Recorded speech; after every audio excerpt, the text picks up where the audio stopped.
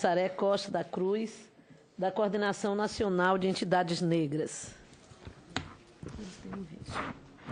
Boa noite a todas e todos. Gostaria de saudar os meus mais velhos e os meus mais novos. A Coordenação Nacional de Entidades Negras, a CONEM, tem 23 anos de atuação, é uma rede de organizações, várias organizações filiadas em todo o território nacional. Obrigada pelo convite, senadora. Obrigada a todos e todas que estão aqui. E começo a minha fala dizendo que contrariamos as estatísticas, né? Porque nascer negro nesse país, a gente já nasce praticamente com uma predestinação. Se for homem, então, tem pouca possibilidade de sobrevivência. Eu vou pedir para passar um vídeo, porque depois, no decorrer da minha fala, eu vou utilizar um pouco os elementos que tem. Eu sou do Pará, de uma periferia chamada Terra Firme, que ano passado sofreu um processo de uma chacina que ganhou repercussão nacional. Então, eu venho compartilhar um pouco dessa dor que a gente tem lá com os outros irmãos das outras regiões também.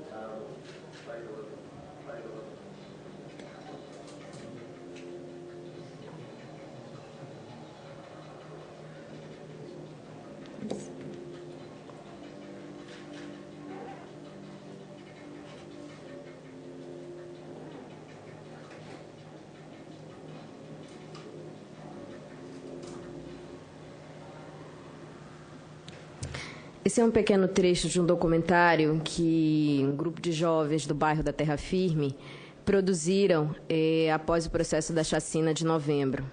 Um coletivo de jovens comunicadores e, com a ajuda das mídias alternativas, foi que ganhou uma repercussão nacional. Então, eles produziram, fala, na verdade, de outras chacinas que ocorreram em Belém, mas eu vou me deter especificamente a essa de novembro. E o grupo se chama Tela Firme, vocês podem encontrar isso no YouTube. Poderia ter sido você, é o nome do documentário que eles produziram.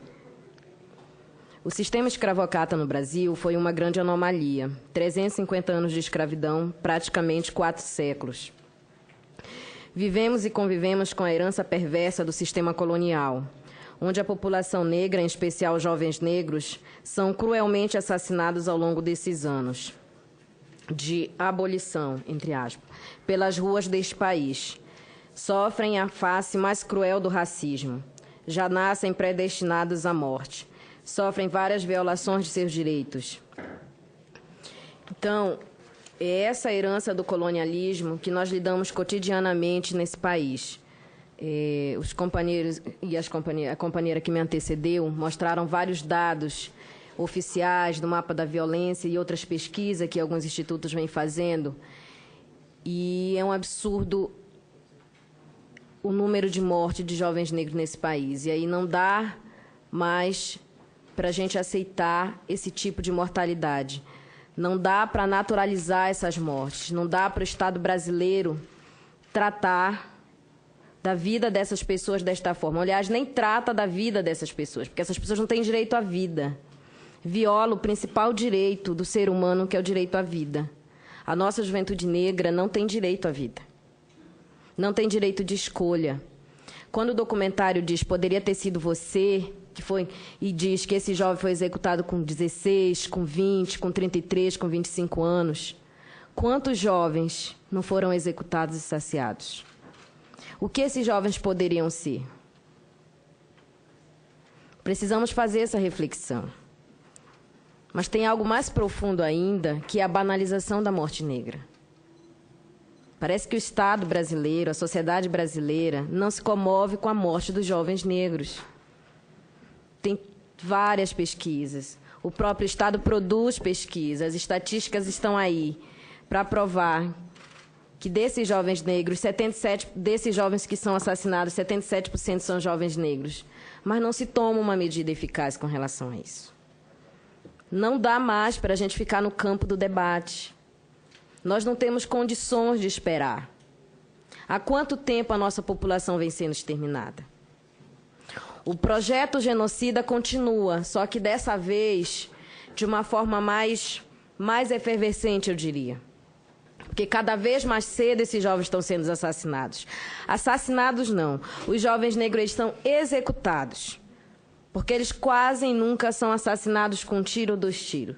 Geralmente são 5, são 7, são 13 tiros. E isso é execução, isso não é assassinato. Então o Estado brasileiro precisa se responsabilizar por isso. Não dá mais para oferecer políticas paliativas que não parem a bala. A política precisa parar, tem que ter um programa que parem a bala. Alguém precisa parar essa matança. Quem é responsável por isso? Porque essa matança acontece com uma licença, com uma permissão de se matar. E esses jovens negros são apenas estatística, eles não têm identidade. Eles não têm nome, eles não têm família, eles não têm histórico de vida, porque quando a mídia, que também pratica um racismo, fala desses jovens, criminaliza esse próprio jovem pela sua morte.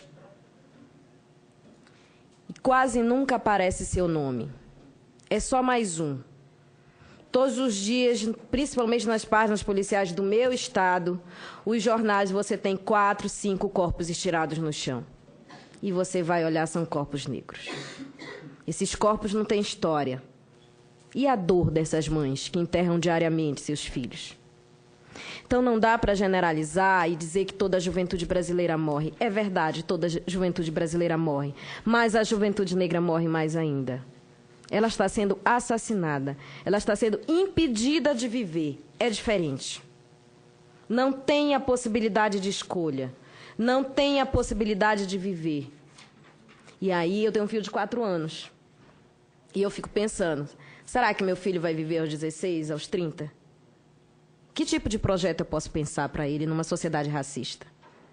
Numa sociedade que pratica esse genocídio diariamente. Que a arma letal é o último suspiro porque as periferias da cidade elas estão ausentes de política pública, elas não têm equipamento de cultura, de lazer, não temos escola de qualidade na periferia.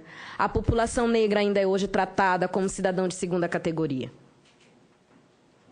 Vivemos a face perversa da herança do colonialismo. Quase 4 séculos de escravidão negra nesse país. E esse Estado não consegue entender que o racismo é estruturante, que essa sociedade ela é criada, que o Brasil ele é criado num sistema racista. E a consequência desse racismo, a consequência nefasta, quem sofre é a população negra. E agora a nossa juventude negra. Agora não, porque não vem de hoje, né? Agora as estatísticas estão mostrando, as pesquisas chamadas oficiais estão mostrando. Porque nós sempre soubemos disso, e como a companheira bem colocou, quando o Movimento Negro Unificado surge denunciando isso. Quantas organizações hoje não fazem essa denúncia diariamente? Né? Então, eu entendo que essa CPI também é fruto de uma luta do movimento. Né? A gente faz pressão, a gente pauta, mas a gente tem limite.